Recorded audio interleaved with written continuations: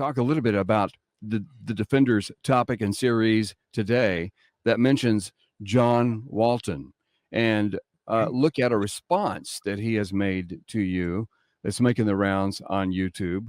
Tell us a little bit about what the series was and who John Walton is. We've discussed him before. I take it that this would be the series I did on doctrine of creation. And I looked at Walton's views of the narrative in Genesis 1, where he argues for a mutually exclusive distinction between what he calls material creation and functional creation. Material creation is bringing something into existence that did not exist before. So, for example, when a carpenter makes a desk, that would be an example of material creation. Functional creation would be when something begins to function in a certain way. And the example Walton gives is of a restaurant. Imagine a restaurant that is a renovated factory. And you could ask, well, when did the restaurant begin to exist? Well, the answer would be when it opened as a restaurant. Even though the building was already there, you don't go back to when the factory was originally created and say that's when the restaurant began. Rather, it's when the building began to function as a restaurant.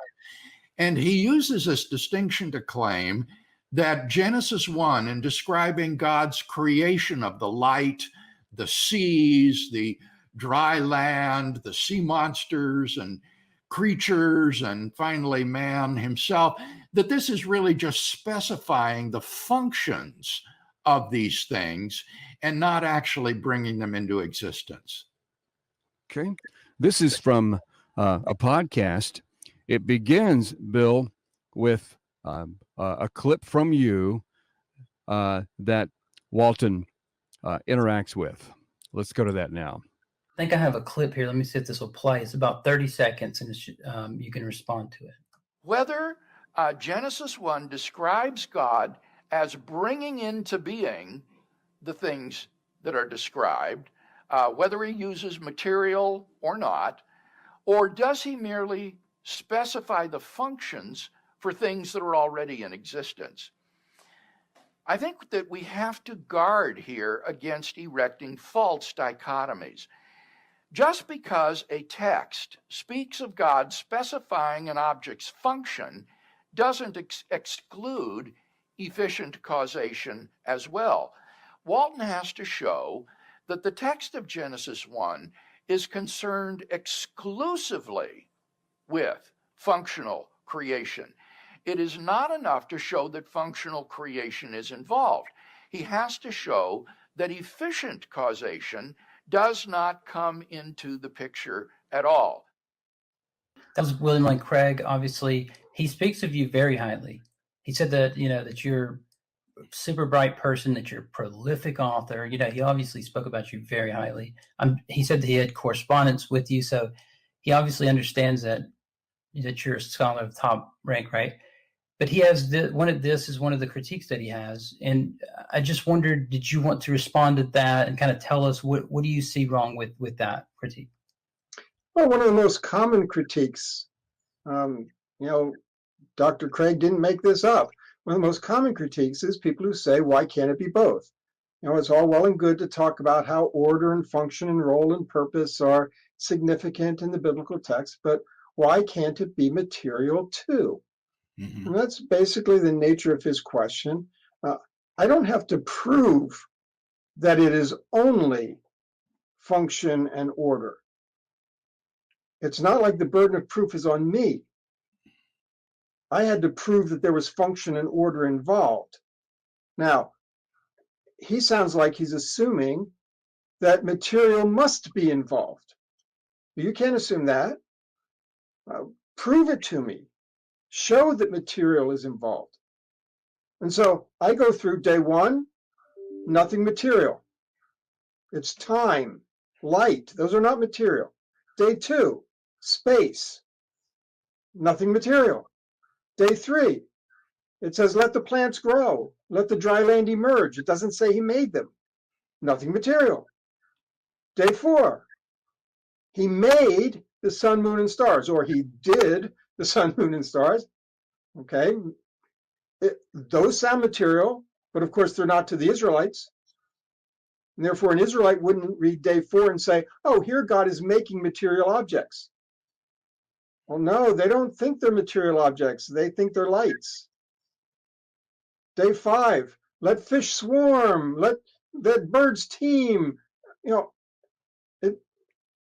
When day after day after day after day, it doesn't talk about the material, that leads me as a hopefully sensitive reader to say that wasn't very interesting to them. But again, I have to emphasize that doesn't mean that God did not create the material world. Of course he did. And when he created the material world, our theology tells us he created it out of nothing, because there's no material that was not created by God. So I absolutely believe in creation out of nothing, but I don't think Genesis 1 is talking about creation out of nothing, because creation out of nothing is a material category. And if it's not talking in material categories, then that is not its interest. And so, well, let's let him finish right here. in that sense, I feel like there's a burden of proof that they need to pick up to say, why do you think that it is material? And they're trying to say, I have the burden of proof to prove that it's not material. And you heard what my proof is. Yeah. Okay, Bill. Anyone who proposes a particular interpretation of a text has the burden of proof to give supporting arguments for that view. Walton supports and enunciates the view that Genesis 1 is exclusively about God specifying the functions for the things, not bringing the things into existence. And if he's going to maintain that, then he does have a burden of proof to support that point of view and to show that it can't be both, that it can't be both material creation of objects and specifying their functions.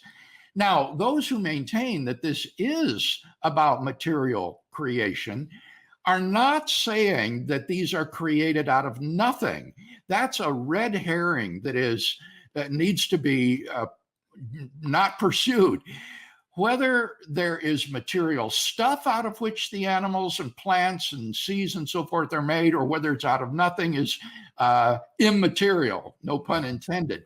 The question is, does God bring these things into existence over this 6-day period? And that's very obvious that they do. Over and over again, God says, let there be, and there was. So he creates light, he creates seas, he creates the dry land, the lights in the heavens. These things didn't exist until God created them. And so the whole narrative is about how God either said, let there be, and these things come into being, or it even says God made them.